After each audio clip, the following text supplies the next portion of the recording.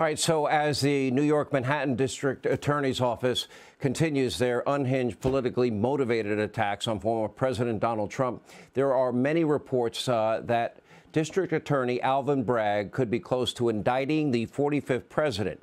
Now, President Trump's attorney is formally requesting that the DA's office itself be investigated because it has so clearly been weaponized to target a single individual instead of being used to prosecute all the actual crimes that happen in New York every single day that are ignored. And Trump's attorney, Joe Tacopina, joins us now with much more. Do you believe, Joe, we've known each other a long time, do you believe these reports, they're everywhere, that they expect this indictment? Are you expecting it? Listen, I still hold out hope that justice will prevail, Sean, because there has to be, and there is, in fact, a heavy dose of disgust in the legal community, in the bar, with prosecutors, defense attorneys, judges, that they're doing this. This is not what we do. This legal system has now been weaponized, completely weaponized. And you know, you could read that idiot Mark Pomerantz's book, who violated all sort of grand jury secrecy laws, had a fiduciary duty to keep things confidential, and instead wrote a book. And if you read his book, he even said, it was amazing what he admitted there, that he was just looking for a crime to fit the person. And that's not what we do. It's not what we should be doing. And clearly here, the Manhattan District Attorney's Office has stooped to that level if they are looking at this Stormy Daniels case. Because one thing is clear, that every single legal scholar, former members of the Federal Election Committee, have opined that no crime was committed here, that there was no campaign law violation at all. Well, let me ask you this. There's an article by MSN.com, and the headline is, "Prosecuting Trump for Stormy Daniels' money would include hurdles, according to experts." At one point, they say if Bragg were to do this, it says it would be unusual for a state prosecutor to use an alleged violation of a federal law rather than of a state campaign finance law as a grounds to elevate a false paperwork case from a misdemeanor to a felony, but it would also be unusual to prosecute a presidential candidate for violating state as opposed to federal campaign finance laws. Do you believe that they're doing something this unusual? First of all, do you believe it's unusual on purpose, for the purpose of elevating what would otherwise be a misdemeanor in New York to a felony nationally? Yeah, sure, they clearly are. Look, any prosecution in this matter would be completely unprecedented, meaning this would be the first ever in the history of this country. And think about that. Think of that statement. Let that roll around your brain for a minute or two. Campaign finance laws are murky to begin with. And all the underlying legal theories that they have here that we've been hearing about from the Manhattan DA's office are untested, completely untested, and have never been utilized in this manner. So there are things here that, I mean, look at John Edwards. John Edwards, which was a completely different situation, right? You had a third party paying for room and board and rent to keep some woman that was pregnant with his child a secret, and that was a third party. And in fact, actually happened here. President Trump has denied from day one having an affair with this woman. What he is an extortion victim. And by the way, it's regardless of whether he did or didn't. He says he didn't. I believe him, and the evidence, I think, is very powerful that he never had an affair with her.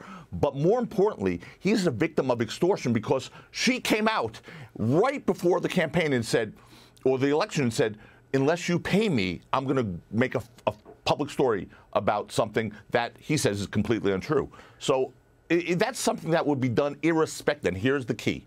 It would be done irrespective of the campaign. Because as Michael Cohen, the convicted perjurer, liar, a guy who has zero credibility, I don't even think he had a law license, quite frankly.